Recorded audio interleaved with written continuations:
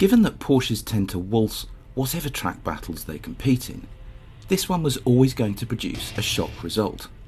Except we all know that ultimately there's only ever going to be one winner when a 385 bhp Cayman GT4 squares up to a 495 bhp GT3 RS, especially when they both come fitted with the exact same design of Michelin cut tyres, and the GT3 RS weighs only a touch more than the GT4 at a mere 1420 kilograms. So maybe the more relevant questions to ask here are how much faster is the GT3 RS overall, and which one is the most enjoyable to set a lap time in? That's what we went to Silverstone's national circuit recently to find out. So welcome to the Porsche Fest at Silverstone's national circuit. Amazingly, it's a December day, and amazingly it is not raining. Days don't get much better than this, do they? Cayman GT4 versus 911 GT3 RS. Not really, no, not in my line of business. Anyway, the GT4 and the GT3 RS are, 918 Spider aside, easily Porsche's best cars, best sports cars, most focused sports cars. The GT4 is obviously an awful lot cheaper than the GT3 RS. It's basically half the price of the GT3 RS. So I guess the question is the GT3 RS twice the car of the GT4? I really don't know. I mean, the GT4 is a heck of a machine in its own right. Bags and bags of grip. 3.8 litre flat six. Every single box that you want ticked for a fantastic high performance car. The GT4 ticks it. Right then, so let's try a lap in the GT4.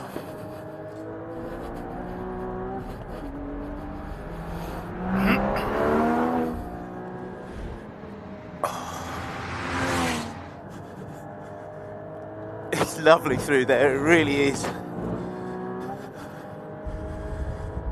Down into this tiny little beginning bit of the S's, and then on the national circuit you got to brake really hard to get basically onto the back of the Grand Prix circuit. Lovely traction out of there.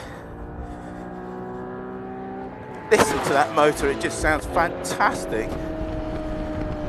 Bit of a last to the late breakers coming into the complex. This is always a really tricky corner. Absolutely beautiful. And through here as well. Patient with the throttle. And get on it as hard as you can through Woodcut. I don't know what the lap time is, someone's timing me on the pit wall, but it feels properly fast. A lot of road cars just always feel a bit pathetic when you take them to big wide open Grand Prix tracks like Silverstone. Even on the short circuit at Silverstone, because the track's so wide and there's just so much space everywhere, but this thing still feels really quick even around here. Stops beautifully. Goes really well in a straight line too. What a motor. This is a lovely car, it really is. So in the end, the GT4 posted a time of 1 minute 3.2 seconds, which is a properly quick time for the national circuit at Silverstone in any road car. So how much faster than this could the GT3 RS actually go? I reckon that the GT3 RS will be between 3 and 4 seconds quicker around here, given that it's got within a whisker of 500 horsepower, whereas the Cayman's only got 385, and it only weighs half a human being more, and it's got all this aero trickery, and it's got the massive carbon brake discs, and a 7-speed PDK gearbox, which, okay, you may or may not like PDKs, but this gearbox can definitely change faster and better than I can with the 6-speed manual Cayman. Wow. The front end on this car feels absolutely glued to the road, and it goes just exactly where you want it to go, with just a little bit of oversteer just when you want it, and the way it flies down any straight.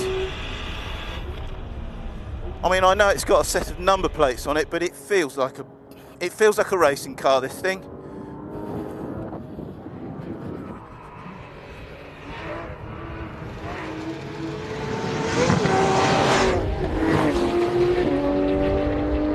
Massive traction, massive brakes, massive acceleration, incredible balance.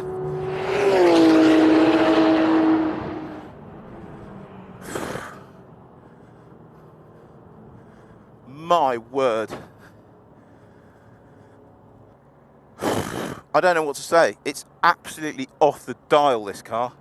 I think it's just beaten the Cayman's lap time by a lot more than I thought it was going to. Jeepers creepers.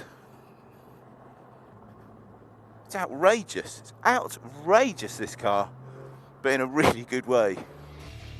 Eventually, the GT3 RS posted a time of 60 seconds dead, which is utterly crazy for a road car on not very warm tyres on a cold December day. But it shows quite clearly that there's still a big gap between a very quick road car like the GT4 and an absolute animal of a supercar like the GT3 RS. Both times were set with the car's ESP system switched on, by the way, but before we went home we switched them off, just to see what they'd be like to drive beyond their sky-high limits. Enjoy what comes next, because we certainly did. Cheers for watching.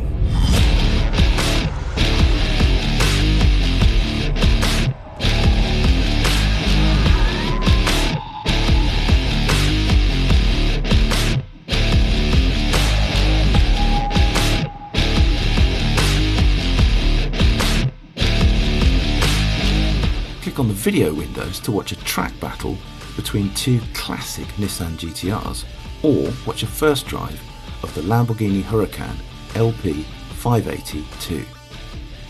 Click on the play icon to watch our latest video, or on our logo to subscribe to our channel.